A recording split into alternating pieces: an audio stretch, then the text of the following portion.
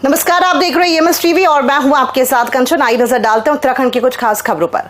बीते रविवार को नगर निगम देहरादून के अंतर्गत आर्केडिया 1 वार्ड 93 स्थित पुरानी लाइन में चाय बागान बचाव संघर्ष समिति ने छोटेलाल प्रधान की अध्यक्षता में चाय बागान स्थित पुरानी लाइन निवासियों के मालिकाना अधिकार देने और DTC चाय कंपनी द्वारा किए जा रहे असंवैधानिक रूप से प्रताड़ना जैसे विषयों पर बैठक का आयोजन किया, जिसमें विधानसभा सहसपुर के विधायक सहदेव सिंह पुंडीर भी बतौर मुख्य अतिथि शामिल हुए।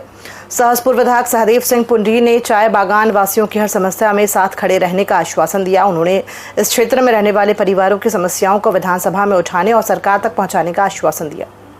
देखो, चाय बागान में जो श्रमिक लोग लगभग 100 वर्षों से ऊपर से यहाँ पर रह रहे हैं, उनकी पीढ़ी दर पीढ़ी जो यहाँ पर निवास कर रहे हैं, और जैसा मेरी जानकारी में है कि चाय बागान के द्वारा इनको उत्पीड़न किया जा रहा है और ये उत्पीड़न बिल्कुल भी बर्दाश्त नहीं होगा।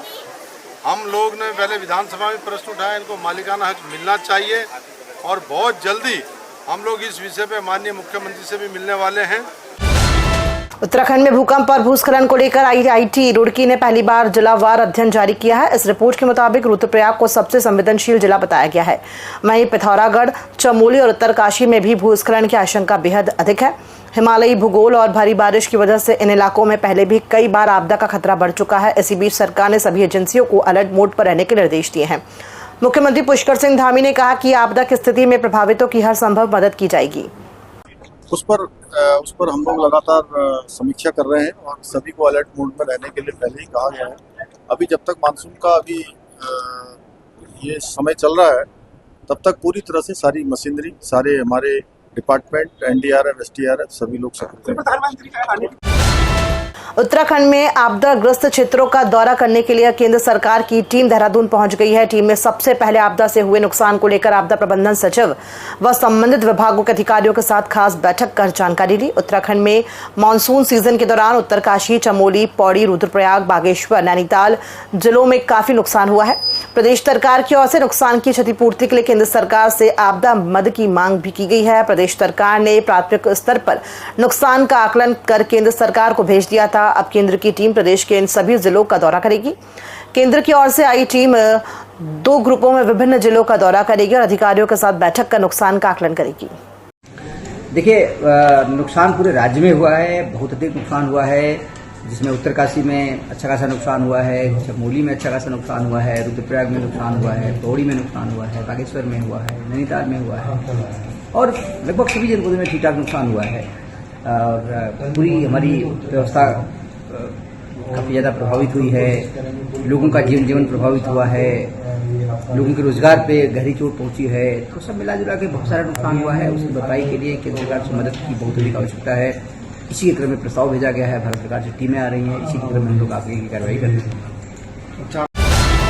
उत्तराखंड में चारधाम यात्रा को मजबूत करने के लिए साथ ही प्रदेश की अर्थव्यवस्था को आगे बढ़ाने के लिए रोपवे का निर्माण जल्द ही प्रदेश में कर दिया जाएगा। वहीं इस विषय पर बात करते हुए कैबिनेट मंत्री सतपाल महाराज ने कहा है कि जल्द ही केदारनाथ और गोविंद घाट हेमकुंड साहिब रोपवे का निर्माण कार्य जल्द ही शुरू कर दिया जाएगा। इसके निर्माण से उत्तराखंड की पर्यटक को भी बढ़ावा मिलेगा, साथ ही यात्रा में आने वाले श्रद्धालुओं को भी सुविधा मिलेगी।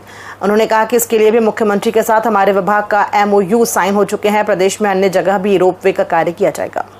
रोपवे के लिए अभी MOU साइन हुआ है, माननीय हमारे मुख्यमंत्री जी ने साइन किया है और इसमें केदारनाथ और हेमकुंड साहब का रोपवे प्रायोरिटी पे है। इसके बाद और भी अन्य रोपवे हैं और ये रोपवे बनने से मैं समझता हूं कि आम आदमी को सुविधा मिलेगी, बड़ी जल्दी वो पहुंच जाएगा। इसमें जो सबसे अच्छी कंपनियां हैं, डायपलमार है, ओमो है, उनका निश्चित रूप में उनकी एक्सपर्टीज को हम लेंगे। मैं तो डायपलमार के पास गया था, मैंने उनसे आग्रह किया था, भाई आप अपना ही मैन्युफैक्चर करिए, ताकि हिंदुस्तान में आप इसको बनाएंगे, गंडोला को बनाएंगे तो सस्ता बैठेगा और यहां से आप उसको इंपोर्ट करते हैं तो बहुत महंगा बैठता है। तो उन्होंने हमारी बात को माना। अब इंडिया में ही वो चीज बनेगी, भारत के अंदर ही उसका निर्माण होगा, स्वदेशी होगी। तो निश्चित रूप में हमारी सुरभ चोटियां हैं, केदारनाथ है, हेमकुंड साहब, इनको जोड़ेंगे। उत्तराखंड में चारधाम की यात्रा को फिर से दोबारा खोल दिया गया है। 2 सितंबर को केदारनाथ और 4 सितंबर को बद्रीनाथ की यात्रा खोल दी गई है। आपको बता दें कि भारी बरसात के कारण यात्रा को रोक दिया गया था, लेकिन फिलहाल के लिए 2 धर्मों की यात्रा का संचालन फिर से कर दिया गया है। बद्रीनाथ केदारनाथ समिति के अध्यक्ष हेमंत द्विवेदी ने कहा, 4 धाम यात्रा को फिर से सुचारू कर दिया गया है। लगभग बद्रीनाथ केदारनाथ में बीते कल शाम तक 27,70,000 श्रद्धालुओं ने दर्शन किए हैं। 15 सितंबर से 4 धाम के लिए हेली सेवा की शुरुआत भी कर दी जाएगी। 4 धाम रूटों पर जहां सड़कें टूटी हैं, वहां पर उनका निर्माण सरकार के द्वारा किया जा रहा है। आपदा प्रबंधन विभाग और सरकार लगातार 4 धाम यात्रा पर अपनी नजर बनाए हुए है। देखिए, 2 तारीख को श्री केदारनाथ जी के धाम कपाट खुले थे और 4 तारीख में श्री बद्रीनाथ जी की, और लगातार यात्रा कंटिन्यूस चली थी कि जैसे कि मानसून आने के बाद उच्च हिमालय क्षेत्र होने के कारण यहाँ पर काफी बारिश इस बार रही और बहुत भूस्खलन और लैंडस्लाइड और क्लाउड बर्स्ट की जो है कि सूचनाएं यहाँ पर आती रही हैं और बहुत सारे हमारा पर्वतीय क्षेत्रों में जो है इसमें काफी नुकसान हुआ। और लगातार अभी 5 तारीख तक भी जो है 1 तारीख से 5 तारीख तक भी यात्रा पूरी तरह से प्रतिबंधित थी, लेकिन अभी यात्रा जो है 6 तारीख से पुनः जो है खुल गई है। और सभी जो यात्रा रूटों पर हमारी सरकार, राज्य सरकार, आपदा प्रबंधन, जिला प्रशासन और सारी टीम जो है कि युद्ध स्तर पर वहां पर जो है कि सड़कों को खोल रहे हैं। और कल भी 2 दिन तक लगातार जब यात्रा खुली है 6 तारीख के बाद में, तो अच्छी संख्या में बद्रीनाथ जी और केदारनाथ जी में भी यात्रियों का आवागमन रहा है। लगभग 27,70,000 के करीब तीर्थ यात्रियों ने जो है कि केदारनाथ जी और बद्रीनाथ जी में दर्शन किए हैं कल शाम। पंजाब में आई भयानक बाढ़ की विभीषिका और प्रकृति की कठोर चुनौतियों के बीच भी सिख श्रद्धालुओं की अटूट आस्था और विश्वास की मिसाल देखने को मिल रही है।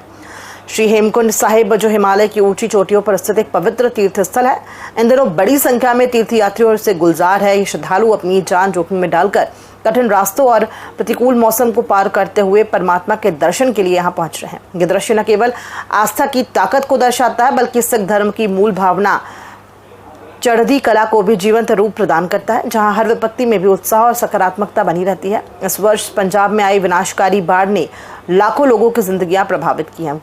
घर बार उजड़ गए, सड़कें बह गई और जीवन की मूलभूत सुविधाएं छिन गई। फिर भी इन कठिनाइयों के बीच श्रद्धालु अपनी यात्रा को रोकने के बजाय और अधिक दृढ़ संकल्प के साथ श्री हेमकुंड साहिब की ओर कूच कर रहे हैं। पिछले कुछ दिनों में हजारों की संख्या में तीर्थयात्री यहां पहुंचे हैं, जो दर्शाता है कि आस्था की लौ किसी भी तूफान से नहीं बुझ सकती।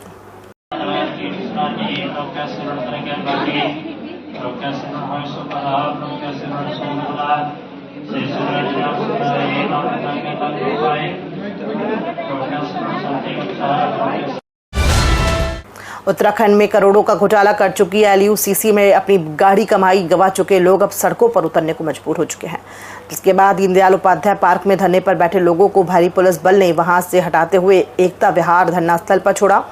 LUCC घोटाले पर कांग्रेस के वरिष्ठ उपाध्यक्ष सूर्यकांत धस्माना ने सरकार को घेरते हुए कहा कि ये सब सरकार के संरक्षण में हुआ है, जिसमें गरीब मध्यम वर्ग के लोगों का पैसा डूबा हुआ है और सरकार को चाहिए कि दोषियों को न सिर्फ सजा दें, बल्कि गरीबों का पैसा भी उन्हें लौटाएं। सबको मालूम है किसका हाथ है। सत्ता का संरक्षण LUCC घोटाले में जो लोग लिप्त हैं उनको सत्ता का संरक्षण है।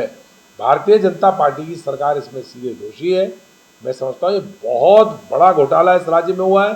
गरीब लोगों का, छोटे लोगों का, छोटे पैसे कमाने वाले, मध्यम आय वर्ग के लोग, निम्न आय वर्ग के लोग, उन्होंने अपने पैसे, दिहाड़ी मजदूरी वाले लोग जो प्राइवेट नौकरियां करते हैं, ऐसे लोगों के पैसे LUCC में डूबे हुए हैं और सरकार को चाहिए कि वो दोषियों को न केवल पकड़े, गिरफ्तार करे, बल्कि उनसे पैसे वसूल करने के काम भी सरकार को करने चाहिए।